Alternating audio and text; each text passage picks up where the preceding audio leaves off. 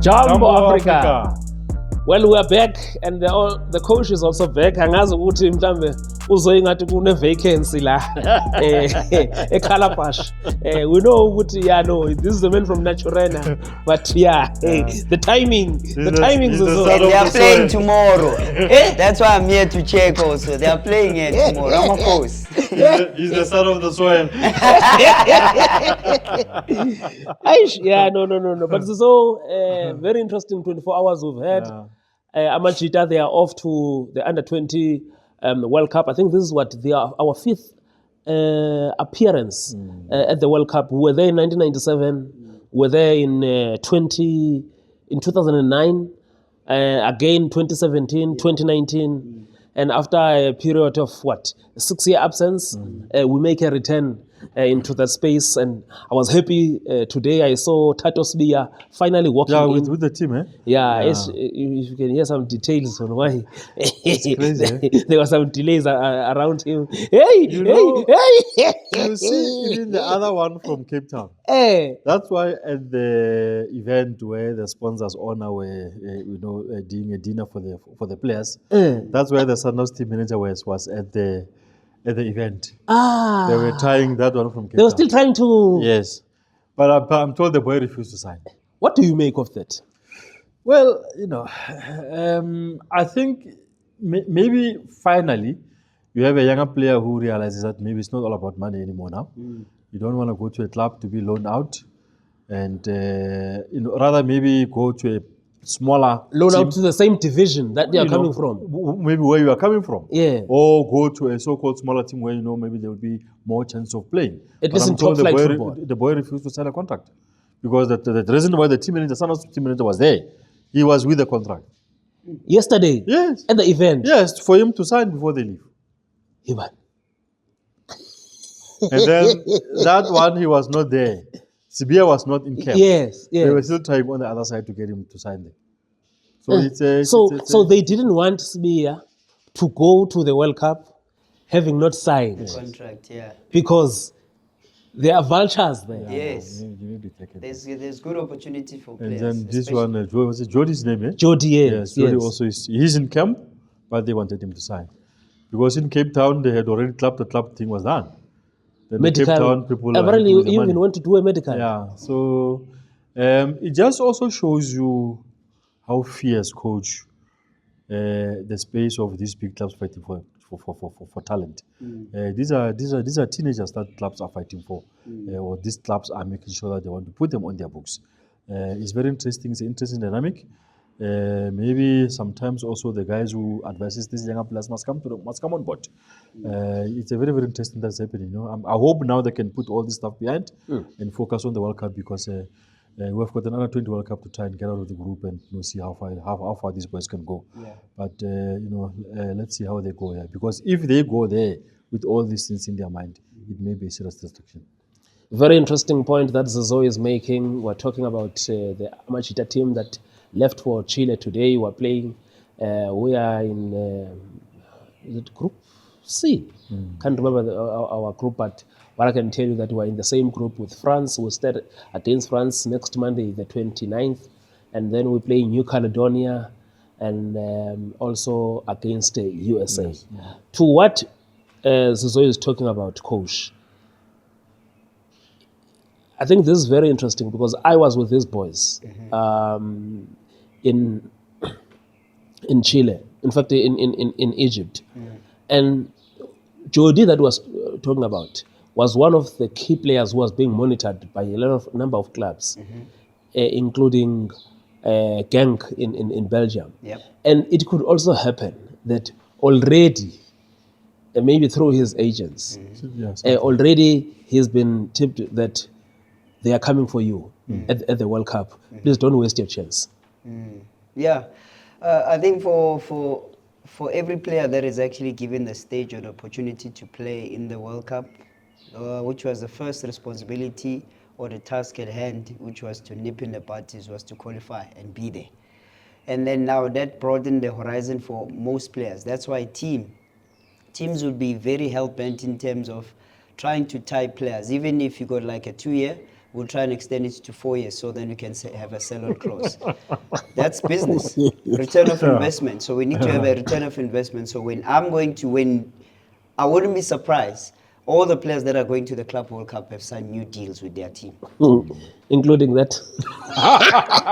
Yeah, it's fierce. So those dynamics make you understand that should the player perform, and then there's an interest that hits, they will be the first one to negotiate and get the profits from the player, because the money is that you invested on the player, that you have him on your books, you have to get something out of it. It's a business at the end of the day. And also, this platform is also, it's going to give players, because it's globally watched. So as it's globally watched, there's always teams that are going to be looking for different type of players to actually add on, because they're young.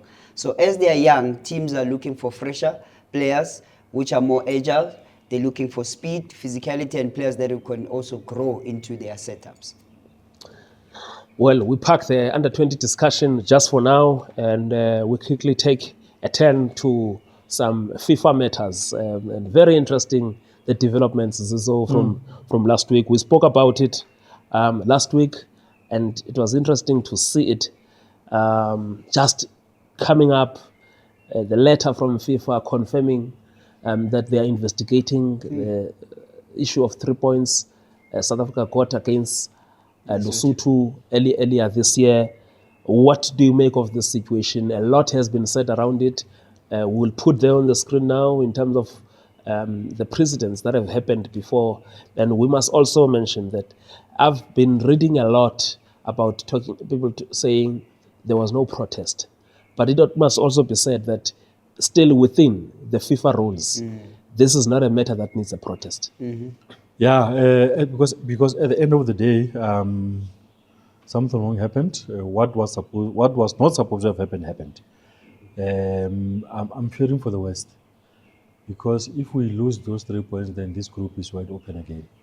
Benin have been coming very, very quietly. They will be in the game with equal on points, and now it puts our guys under a little bit of added pressure, because it pretty much mean that we have to win and score goals. Yeah, and score goals. Yeah, and because if things are going to go as we think that they are going to go, 3 points is going to be taken. Lesotho gets the 3 points and will be a goal behind. Yes. On goal difference, a goal behind Benin. So to the next 2 matches, Benin will go there on top. Yeah, and also goal difference, as you say, is going to be very important. I think we need to target the the Zimbabwe game. To try and score maybe 3-4. If possible, we don't concede. But it's pressure on the players now, and I hope it doesn't really work in their minds, because you can't move from within a space of a week.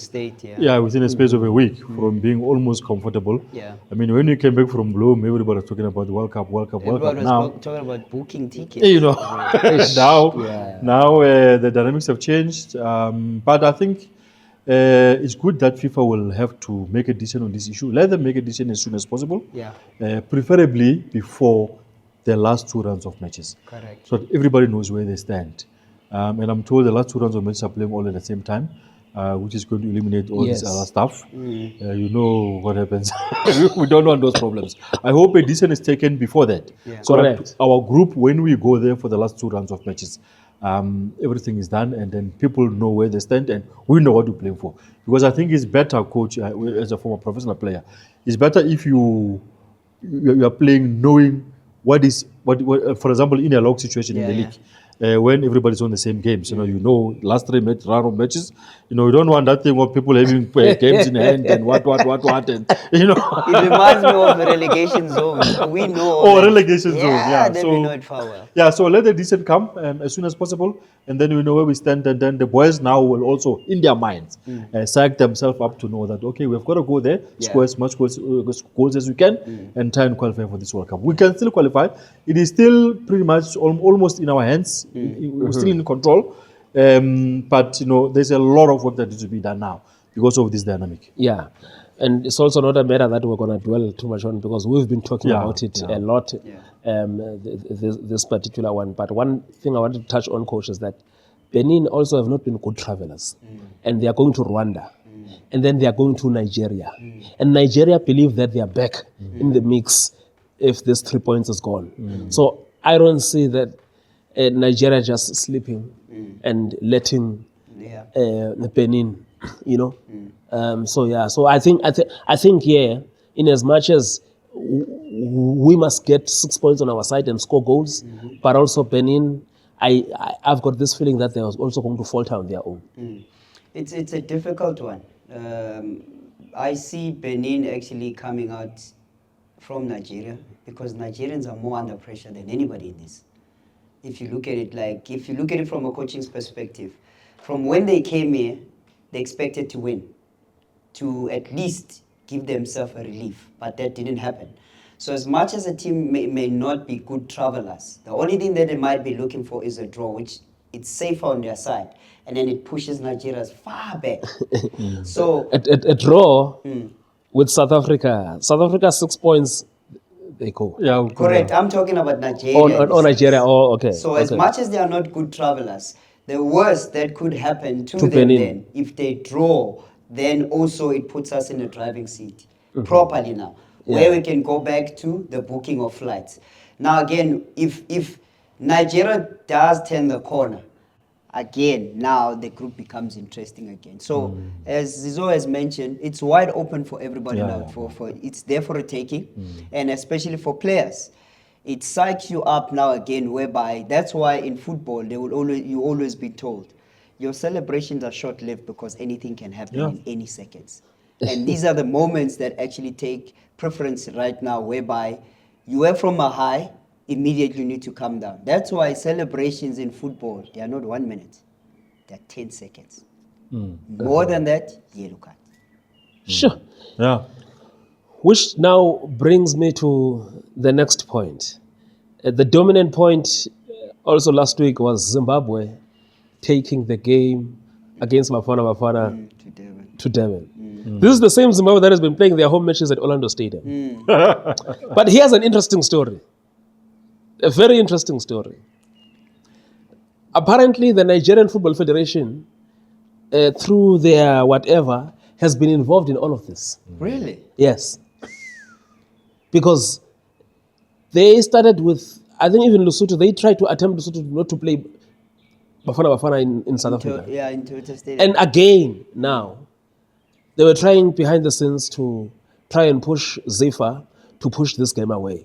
Until FIFA stepped in to say, the team, in fact, I think SAFA complained to FIFA that we'll need to train at the stadium for match day -1. And they couldn't do that because the match day -1, there's another game, Botswana is playing, another World Cup qualifier. And then it means that there would have been some transgressions in terms of the rules. So, but the level of involvement of Nigeria in interfering with all these things, it just tells you, we're talking about, what, is it 10 million USD to play in the World Cup? Yeah, the desperation is there. Yeah. And the funny thing is, isn't it Lesotho Nigeria in Lesotho's match? Yes. Can you believe where that match may go? You may go back to Bloemfontein. It's back there. And they're complaining about the pitch. Yes. Niger, you're going home to Bloem. They're saying, no, the pitch is not in good condition. They're complaining about the pitch. Even though I saw over the weekend, it has improved a little bit. I'm sure they've worked a bit of it. By the time that match comes, it will probably, if it doesn't deteriorate again, it will apparently be Nigeria wanted to complain to FIFA that we took them to Bloem. Yeah, because we can take them anywhere, we can take them. And I must be honest, we were at the stadium on the match day -1 training session. It was not the best, but also not the worst. It's not like this one. But I think I'm aware why they complain. Because you also have to calculate the travel time. So from the planning side of the coach, that was brilliant. Brilliant in what sense? You cannot be comfortable when you're playing, all of us are playing for something. We need to qualify, they need to qualify. If they by means in the setup, we need to take you somewhere. One, we are taking you away from the altitude again. We're taking you to a higher altitude. Now, when you take a game to Durban, we suffer a lot because most of our players or our teams are actually inland. So that also counts. So when you're playing at sea level, that's why the games by now, if you start watching, they have a different tempo. That's why when you see all the finals when they are played on the coast, they are different when they are played in inland. So when you do take teams away from that, you're adding a double session. So that means they train twice. Their match day -1 is not accurate because they've already trained while they were traveling to Bloem. So you are saying this game of Bafana and Zimbabwe going to Durban? Yeah, because I mean, Zim is coming from an inland as well. So it's going to work in their favor from the lung capacity, from the sun side of it, which is going to be more cooler. Which is first half or second half. They might maintain us maybe until maybe 60 minutes. And then maybe only then they might dip. But when they're playing inland, immediately there's a dip because now inland for inland. Now remember, Zim, weather and us, it's not the same. It's too hot that side. So when they come this side, But also most of those players are playing in Europe. Correct. You know? Correct. Which is why I'm talking about climate. That's why it becomes important. So when they go by the coast, it's easier for everybody. Everybody that is playing next to the coast, the matches are a bit easier than when you're playing inland. Let's go to the squad. So Bafana playing Zimbabwe in Durban now, confirmed, and Rwanda in Bombela. But let's go to the squad now. We've seen the prelim squad. I didn't see any major changes there because it's not different to. I see Tabang Matuludi is back. Lodge is back. Lodge is back as well. Yeah. Wow. Lodge is there. Wow. Bonguhle Hlongwane is also there. Why am I not seeing Lodge? Lodge is there. Eh? No, Nama didn't see him. I didn't see Lodge. I think, yeah. Which squad? Prelim squad. Yeah. Which squad are you talking about? Oh, you say you want to see Lodge. Yeah, no. I think Coach didn't see properly. Coach. Coach, who are the journalists here? You must wait for us to bring the squad to you. Yeah, not too many surprises. Maybe you can say the big one will be the favorite son of the coach. He's not there. I don't know if he's not recovered fully from an injury or what's happening, but I was told by someone that that Bloemfontein was going to be his last camp because the coach is now looking forward to. Nyuko Mobi is not there. He may come back just for a nice farewell, but I'm told looking forward to the future. He's definitely not going to be part of this team. There's Zoko Mtunyela who's coming up now. There's Tapelo Morena. Kuliso is back. There's Tabiso Munyane as well. I see they've also brought in Matuludi now.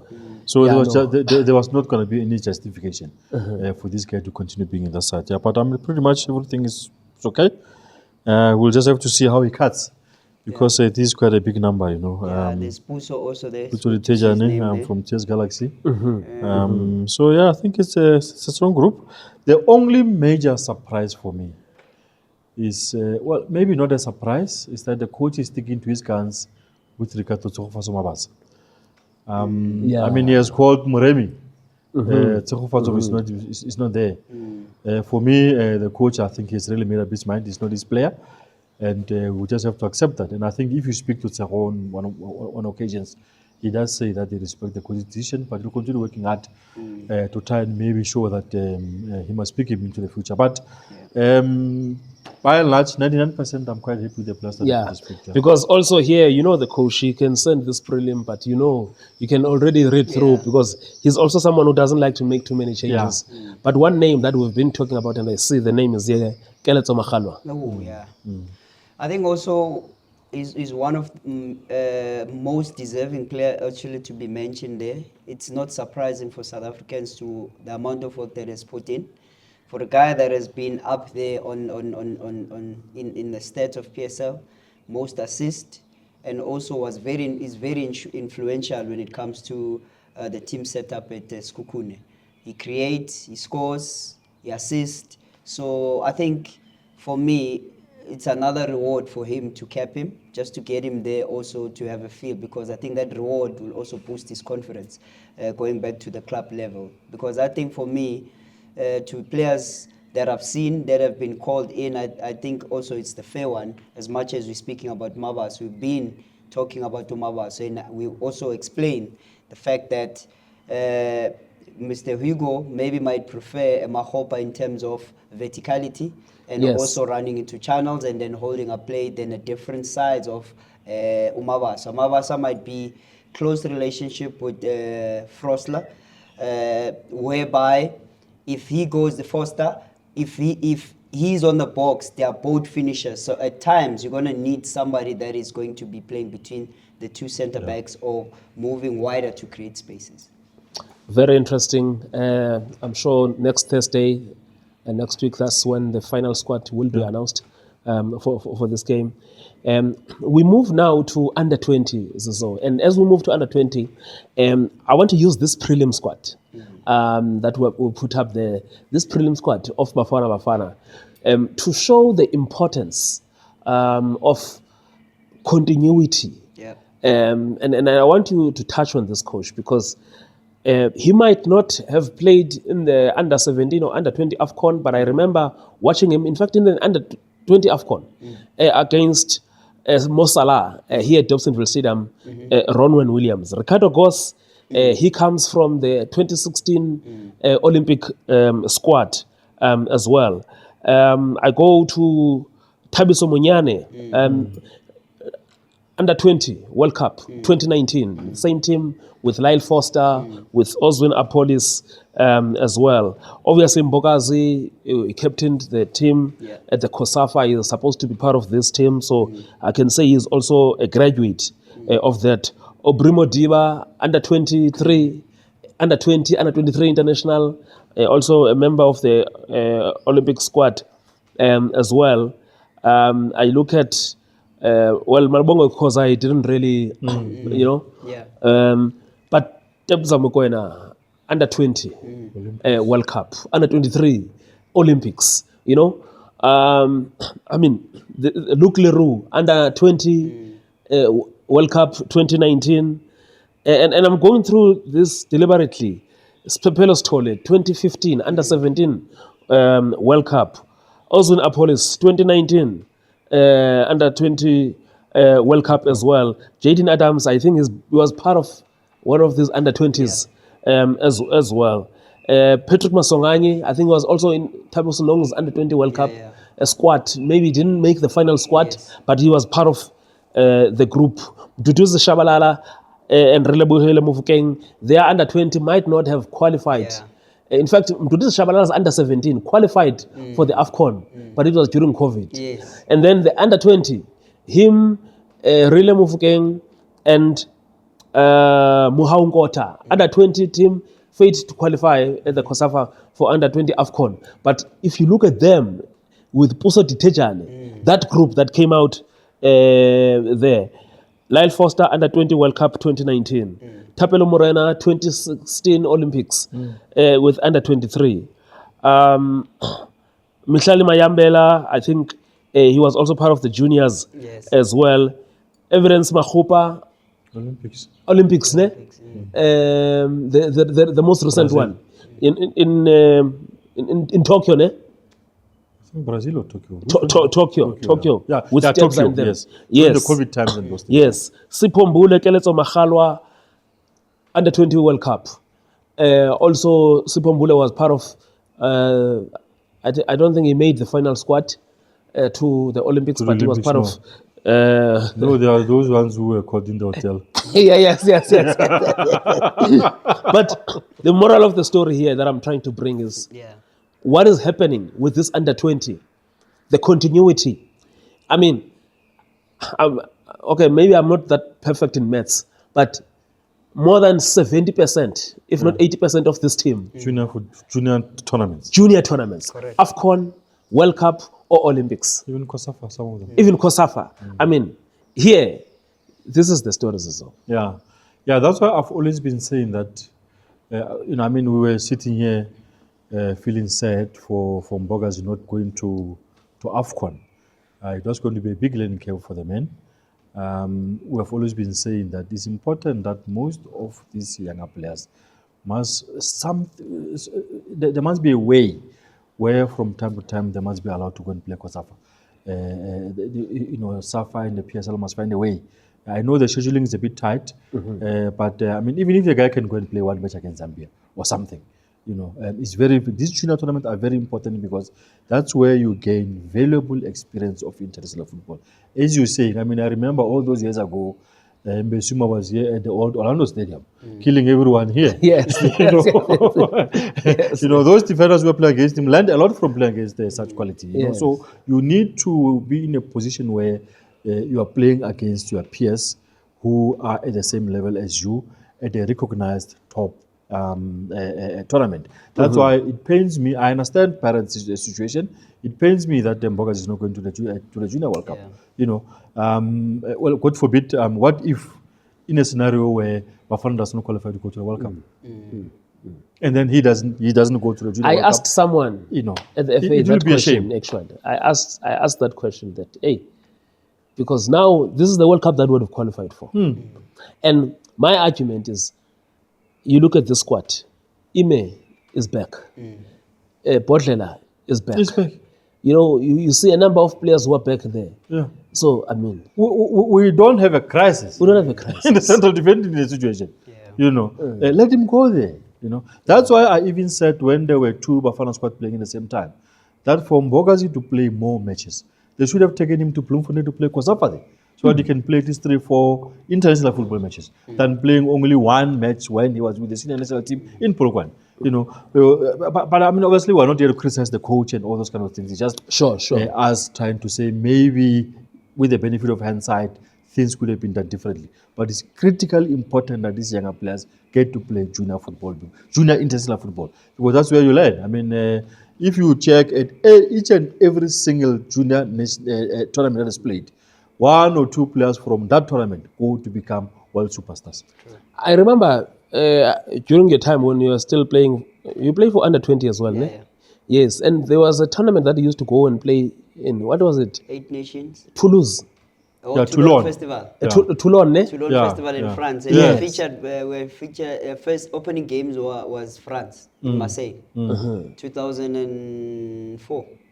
Yeah, it was 2004. We played in Marseille. That squad had Kifle Remy, the late Cyril Zuma, Robin Johannes, Spusto Temba, the Ratu Shabangu, Cheese Mokoena, Richard Ranti. Pizzo was our coach. Oh, wow. It was supposed to be Steve Compella, but Steve Compella, I think he had to go to a course. So then Dane Clayt was also there. Lance Davids. Boy Mosia was not there. Boy Mosia was also there. Mosilo Mudubi was also there. Koena Matupa was also there. Jeffrey Ntuka also are there. It was a top squad, I must say. It was a top squad. And I think the tournament, as Zizo has mentioned, it fine tunes you for the bigger stage, because when you play with your peers and you are able to excel with your peers, when you go to the next level, the jump is not too much because you are used to now wearing the national team jersey at the junior level. When you get at the top, you know what it means. Yeah. So it's not a culture shock. It's something that you are used to. Just to add there, Coach, I can't remember the year. The Tulane tournament, I went with Brasheks and Brabani, with Ninja, the late Leslie Manyatela, there was a boy from Cape Town, Giovanni Recta, Limu, Scapi, and those players. Yeah, Masihela as well, I think. The one who liked to do the blonde hair. Yes, on the left. Masihela, yes. I was with them there for that tournament. Oh, it was the very year, important. It was a year before that when Cristiano Ronaldo was playing on the same tournament. The players that has played in that tournament, exceptional football. That's why I'm saying, if you go back in history, it used to be under 17, under 21, under 23, all those tournaments, if you go through them one by one, 1 or 2 players out of those tournaments goes on and become a world superstar. every time without fail. Which leads me to our boys left, but my worry is that even the New Caledonia that Sosibo, New Caledonia, but they were playing their second match today against Egypt. I think they lost 3-0 or something. They played Panama over the weekend. Nigeria played against Australia today. They played over the weekend against Chile. You know, teams have been there training. Our team has not had an international friendly match. They've not played a competitive match. Okay, let's just say, because competitive matches they've got to play, but they've not played a test match. I mean, taking nothing away from the matches they played against Gomora, University of Pretoria, from a coaching point of view, because the coach, he didn't want to speak too much about it, but how is this impacting the team ahead of a big tournament like this? When you move it closer to tournament mode, I think also the preparation informs you in 2 dimensions, which is one, when you start preparing for a tournament, you don't want to play at high level, which means you don't want to play 2 competitive teams or who are closer to what you're trying to do. So the first ones will always be you're trying to see your schemes, how you want to play, what system you're going to use, what type of players fit what, is it coming out? And then as you're getting closer, that's when now you start looking for more competitive matches. Yes, I do understand in terms of competing with people that are within the tournament, because at some stage you're going to meet them.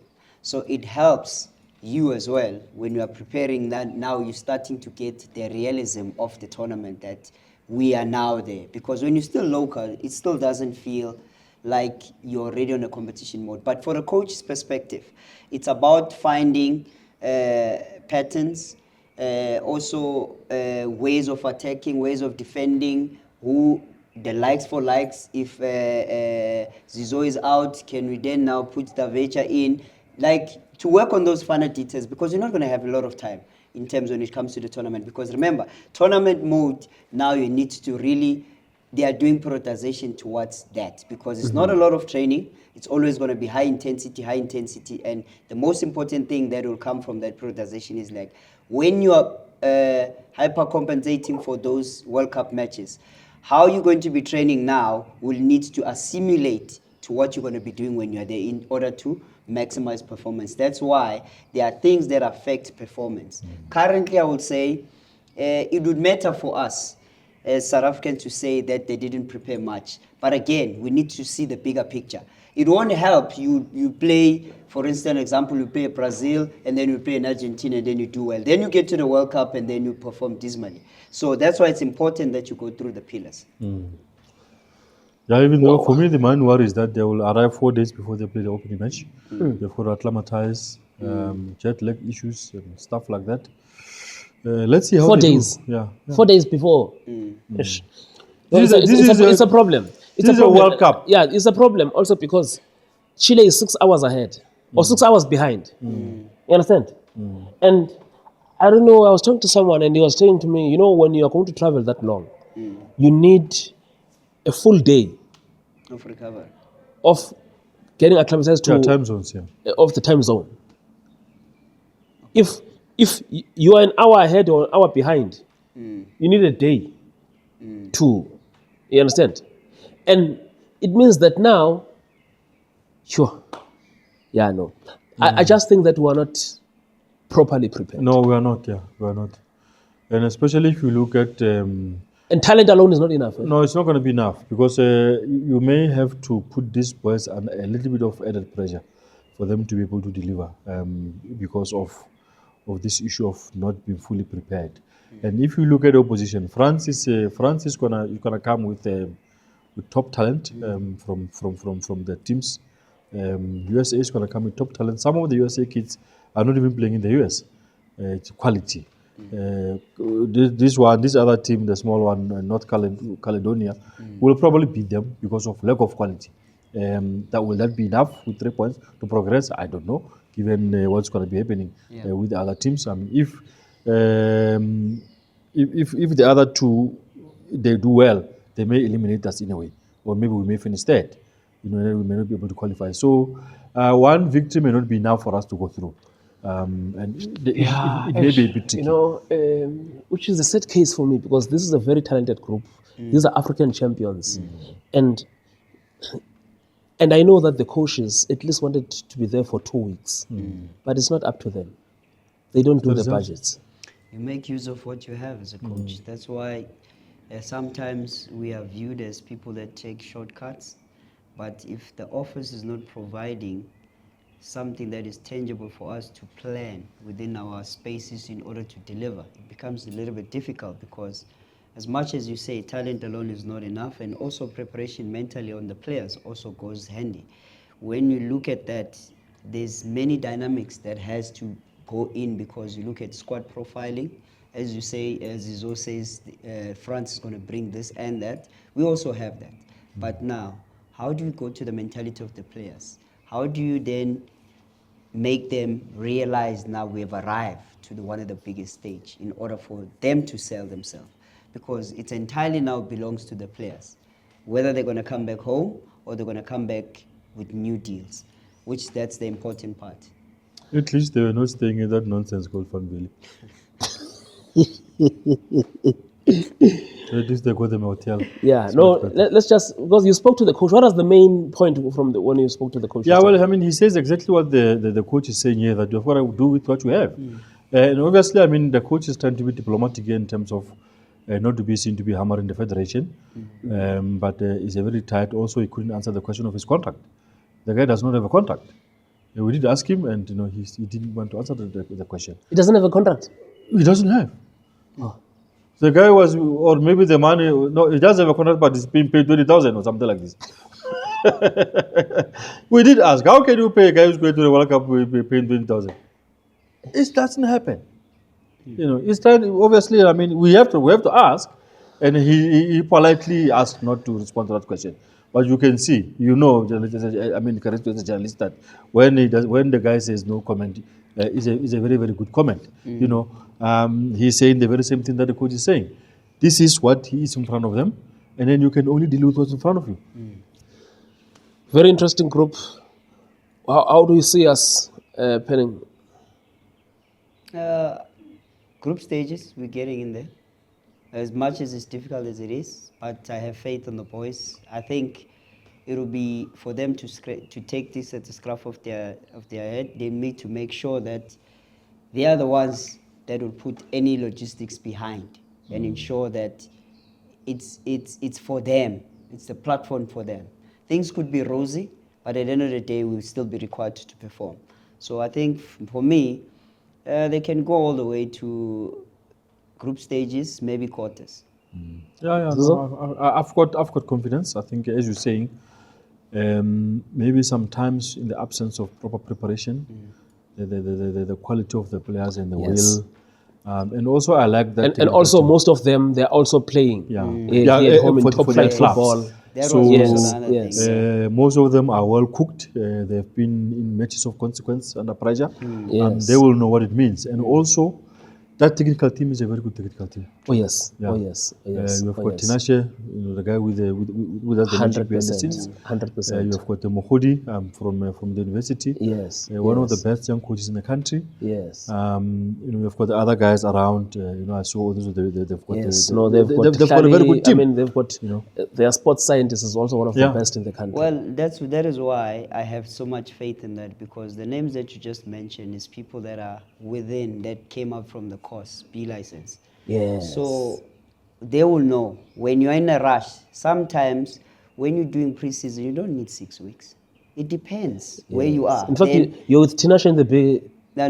Tinashe was we before them. Oh, okay. Yes. Yeah. So they finished first. Yes. It was the group that I was supposed to go with. Then I got left on that one. Then I joined the one in Pretoria. So seeing him there was quite interesting, and also to know that we know the questions that you may be asking, he might be able to provide. Yes. As I spoke about also again about in terms of profiling of players. So in their preparation, what you're saying, in their preparation, they also prepare for these things that they are lacking. Correct. That they risk management within the coaches. Understand, gentlemen, will not be traveling to have friendly matches and so on.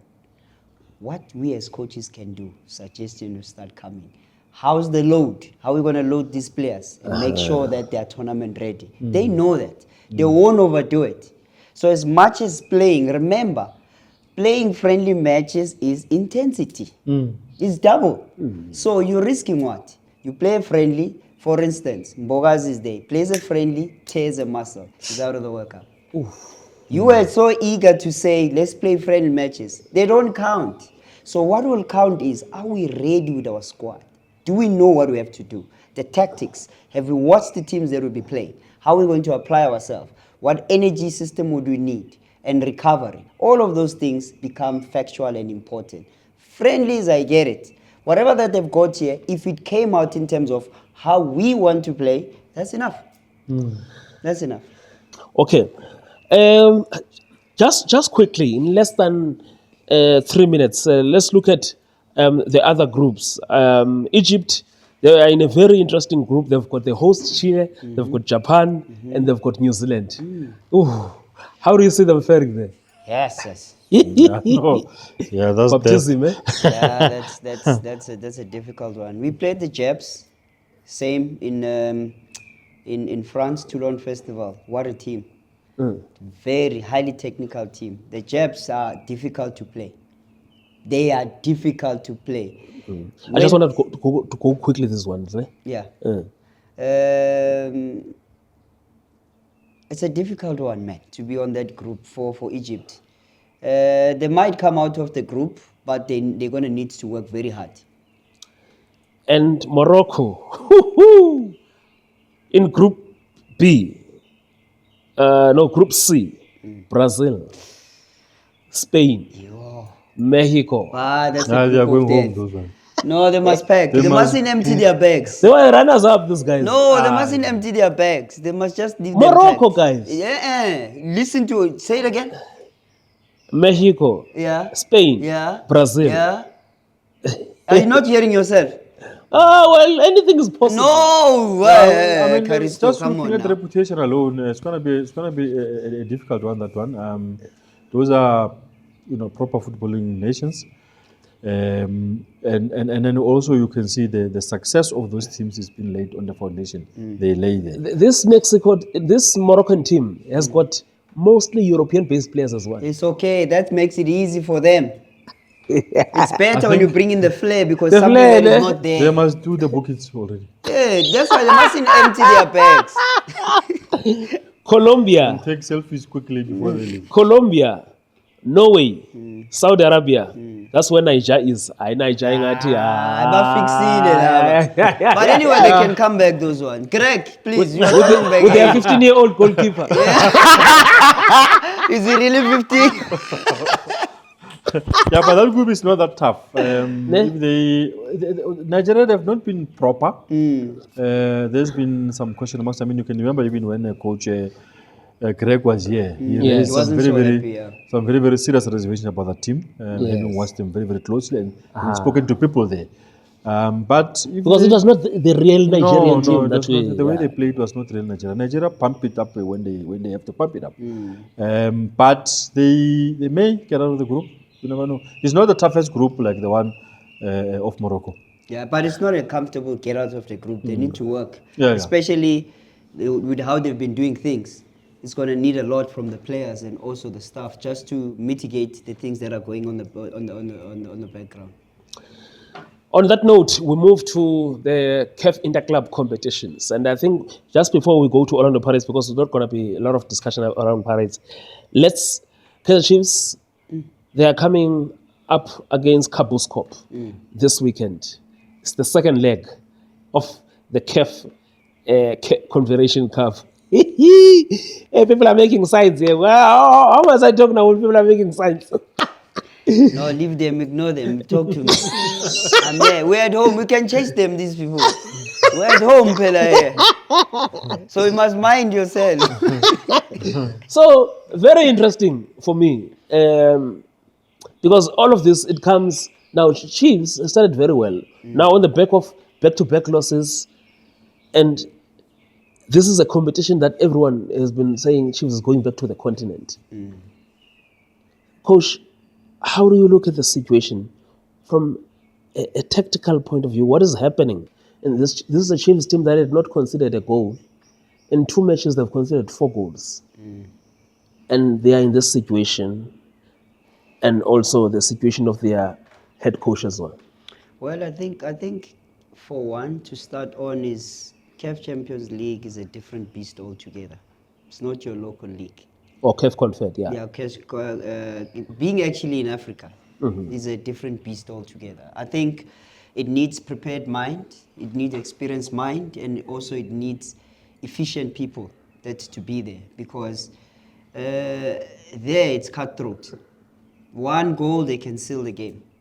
And I think the most beautiful football is not played there. At the end of the day, you need to win a match. I think it comes down to squad selection, and also it comes down to tactics that are being deployed. And then also. So from last week's game, because I picked it up that this is not how you play a CAF interclub match. That's what the I'm way saying. The way Chiefs was playing That's last week. That's why my opening statement was that. That it's a different beast altogether. You can't play as in you are playing locally. And also, that's why they will always tell you when you're playing in these tournaments, you do need a number 9 that will sit. Yes. You do need a number 9. Not here, where you're playing a hybrid, where 3 forwards. No. There you need a vertical presence, somebody that's going to hold the ball, because teams, they are very disciplined. Point of reference. Yes. Teams, they are very disciplined. They will sit. Like, for instance, the final that we saw against the Sundowns and Pyramids. We did that game on the CAFB license, where we had to analyze both teams and what were the takeouts from both matches. Sundowns tried their way, but Pyramid were making sure that the lines were shorter, the organization was okay, the compactness in the middle, and then the reference with Mayele up front. Again, you come back to Africa. Squad selection becomes key when you play against this tournament. What are you saying about squad selection in this case of Chiefs? I think Chiefs we're supposed to go with 2 strikers when they play these type of matches, which actually helps to force the team to sit back, where they are going to be forced to defend in their final third. However, if you play with a lone striker, it helps the team because it's going to be a 2 versus 1, which is 2 center back. You can't pin 2 central defenders. Rather make a situation of a 1v1, which is 2 strikers will pin the 2 center backs. Then you allow freedom in the wider areas where Chiefs has more speed, and then free up the middle, where if they win that duel, then at least when they go to the final third, they've got more numbers, which is now the offensive balance, which is they are actually on their own half. So that opens up for creativity and more opportunities for them to score, which is, we know Chiefs can penetrate. They use the width a little bit more, and then that vertical presence will force the team to either they push up or they sit back. When they do sit, then that they are inviting for minimal fouls because of the creativity of those players. They must go and ask parents about the disaster of joining Galaxy at Orlando Stadium, losing at the preliminary stage of Continental Tournament. It will be a catastrophe if Chiefs were to be knocked out of this tournament at this stage. The Chiefs have to be in this tournament and push, at the very least, get to the group stages. They need this for the players and for themselves. These players will learn a lot from that experience of the continent. But so, on the back of this, there's the issue of the coach as well, which remains the main elephant in the room. And a lot has been said in the past week, but I also gather that it does look like there's been a lot of transgressions from the coach's side that Chiefs has been holding. I was reading BBK's story on the Sunday Times, and some of the things that I also picked up about a lot of things that have been happening throughout the season that Chiefs have been sweeping under the carpet, trying to protect the coach. And it looks like now the horse has spotted. They're tired. But they must make a decision, because the longer the cloud hangs, it has got the potential to disrupt the players. I mean, the coach will probably know. If there's something that is happening around the club and it's not being sorted out, whether you like it or not, it will filter down to the players, So they need to sort it out. This is the part where they say probably the lawyers make money in football, because I'm sure the coach will be consulting with his legal people to try and find a settlement. Because I think the thing that is missing here, of course, is the settlement.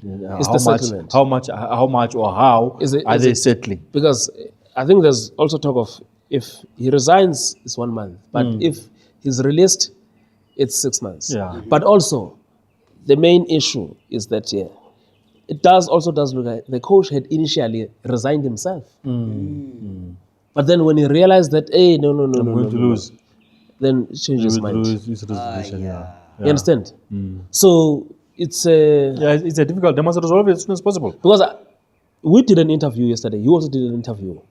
Let's quickly listen to it with Brendan Peterson.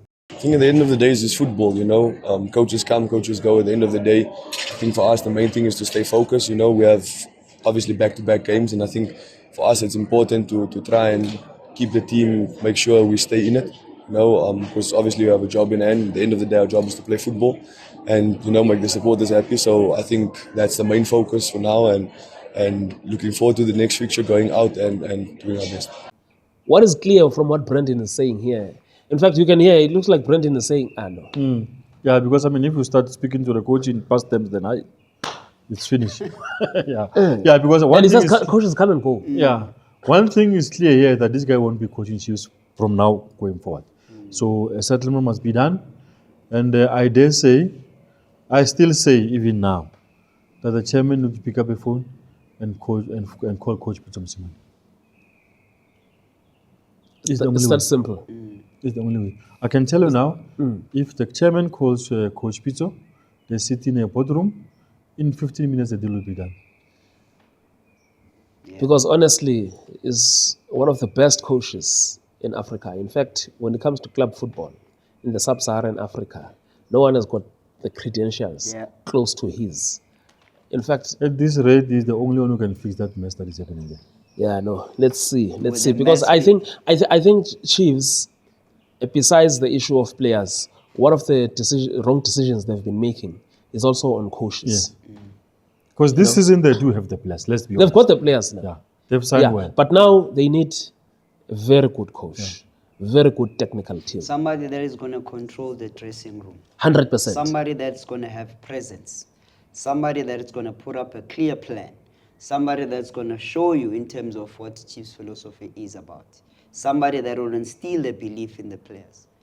And no name has been mentioned from this conversation better than Peter, which is I respect that I think he will do that. And is willing to do to it. not let this team to be their laughing stock. If he Let's goes there, restore it. if Coach Pito, It's talking from the heart, eh? yeah, if Coach Pito goes there this season, he will win the league. He will win the league next season. Next season? Yes, Wow. So, yes, that's bold, eh? yeah. It's a quick fix. Like we say. This season is father in the gonna. house. If he goes there this season, coach, he's gonna start every press conference. Is gonna talk about Sundowns and Pirates. If he finishes them next season, he's winning the league. It's gonna sound as- Yeah. In fact, this season he could even finish in a Champions League Yes. position. Yep. That's experience for you. And some people in the background they must also be. Gavin be Hunt worried. always talks about timing, and timing has never been better than now. That's Yeah. it. You know? It's open.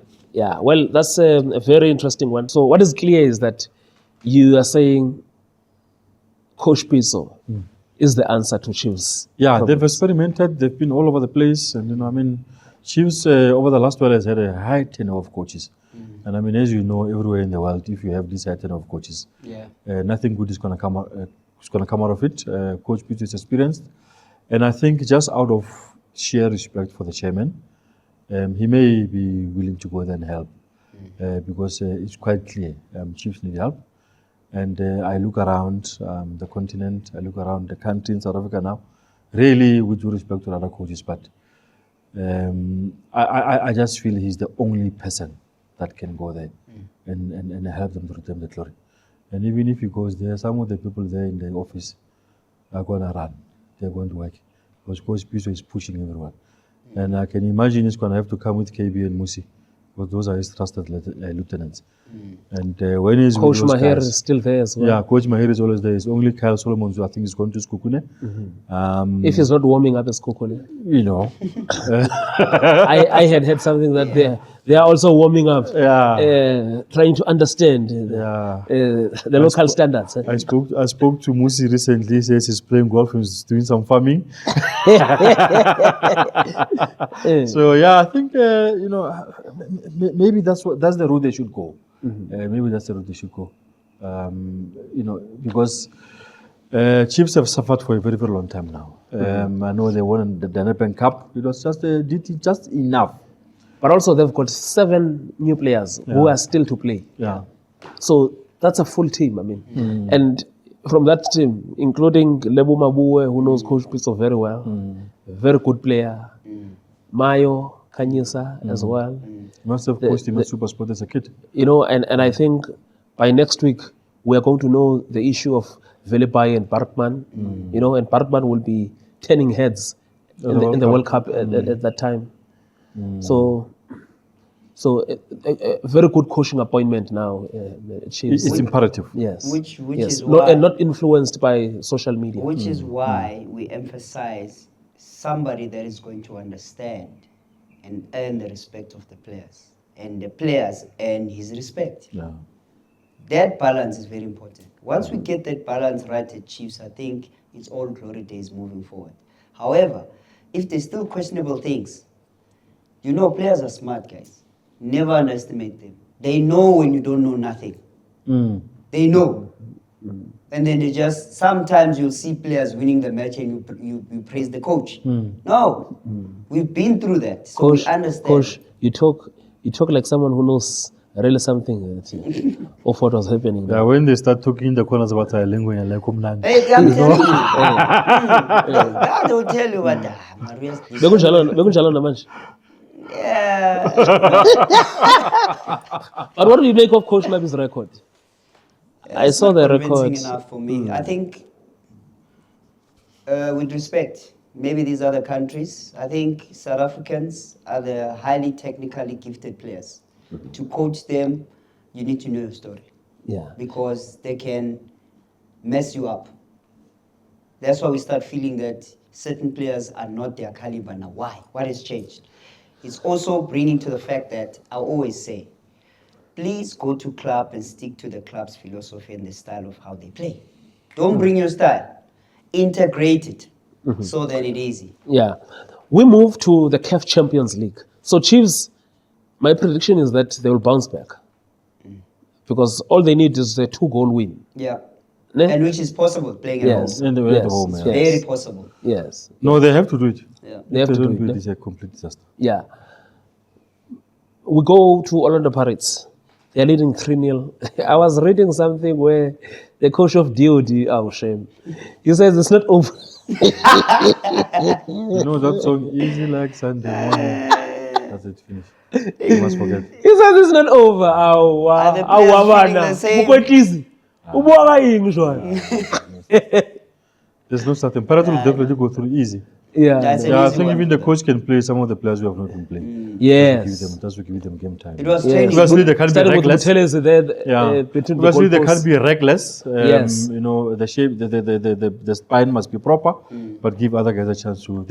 They will beat that Yeah, team. by good balance will actually give them a good result. Yeah. And also what's dangerous is that if you start giving Hungry Lions an opportunity, they might 100%. get more goals than they got here. Yes. Because there's no caution now. Everybody wants to prove himself. Yeah. So it's Yes. always important when you recycle the squad and reshuffle it for energy's sake. And also from the tactical point where when you get some of these younger players, they will give you the energy. So then the senior guys will actually offer you the balance. And also to manage the players, because the schedule is tight. Some of the guys who have been playing, who have played most of the matches now, give them a breather a little bit. But also, I think, be professional. Don't be reckless. Yes. Finish the job. Yeah. The difficult thing here will be for Pirates not to go through. But guys, to be honest, I don't see Pirates No, actually they wouldn't not be. going. No, against DOD, I know. I'm not. Beside that, Davecha, I'm not Pirates bothered. has signed well. They've got a good squad depth. So whoever plays right now will actually give Pirates a result, and especially against this team that we're talking about. Yeah, because I'm trying to get the results of Almeric, because Pirates is playing against. The winner of that match. Yes. Yeah, that is going to be a bit tricky, especially if Al Marikh are the one who are going through. It's a very, very stronger team. They've been punching above their weight in this competition. I think once or twice they've been in the Champions League. It's a team, the people there, they are taking this continental football very seriously. Then they'll have to, it's something else there. You see, those boys are tall, they're physically imposing. Yes. Physical quality. Yes, actually, Paris is playing the winner of San Elualo Popo or Almeric. And now... And Elualo Popo, when you go there... DRC. It's not easy. Either way they're in trouble if they go through. But they know they are very well Pirates. Yes. And also Coach Wadu. He coached the AS Vita. So he knows very well. So even if he goes to Sudan, they know that. But the good thing is that at least they've got the second leg at home. So you have a way of managing the game. And then finish at home. But it's dangerous to say certain teams because those players are no longer there. So you must be careful. When your coach says, I know that. No. Yeah, because things have changed. Things have changed. Well, it's getting too dark. And our last discussion is around Coach Fadlu Davids. We were so looking forward to see him in his second season at Simba because we felt he was putting things together. This move surprised you? Yeah, it surprised me. The only thing I can say about him, in North Africa, they're very impatient with referees. I hope they give him time because if he doesn't get going, Christmas he will be back home in Durban. That was my only concern with this move, that There's not enough Raja, even more than Widad, have been more impatient with coaches. That was my only concern with this move. We are going to eat Christmas with him here in Durban if he doesn't get going. I hope he does well. I have faith. But also, Coach, the one thing that you must admire about him, he's brave. He's brave, yes. He's brave. Yeah. He's brave. Because I mean, on the flip side, what if he becomes a success there? One thing is, as a coach, before you accept a job, you've already profiled the team. Yes. So it's about faith on how they do. But when you go there, there's something that you have. Also, he understands and knows the club's processes. Correct. He's been there. Correct. He knows the league. Correct. As well. Correct. Oh, wow. And the coach, And if he's watching, we're asking for an interview. Koshi, this platform loves you. We'll reach out to you. Please, Koshi, we are with you. It's a fantastic feeling to be back home. A club that we have a good feeling for. Good reception already from the players. It feels really good to be back and hope we can have a successful season, inshallah. Of course, with a big club like Raja, and now you have an ambitious coach, you want to go for every trophy that is available. And of course, it starts with Botola. We have to try to win every game. Yes, we are thinking about lifting the trophy. We are thinking about Throne Cup. But at the moment, we just have to focus on the next game. All our focus is on Jadida, and that's what we'll focus on, and how we'll do it. We'll approach every match game by game. A very good atmosphere already from the players. The feeling within the club is different, really professional from the top all the way down, and we want to cultivate that high performance culture throughout the club. And a fantastic start to the first training session, a good reception by the players. And now we have to take this feeling, this motivation, this professionalism onto the pitch and through the entire club. Team Raja. But what happens now? As my teammate, I'll also talk to him because I played with him. Oh, you played with Marisberg? Yeah. But now, and then there's Duruk and also Neo now.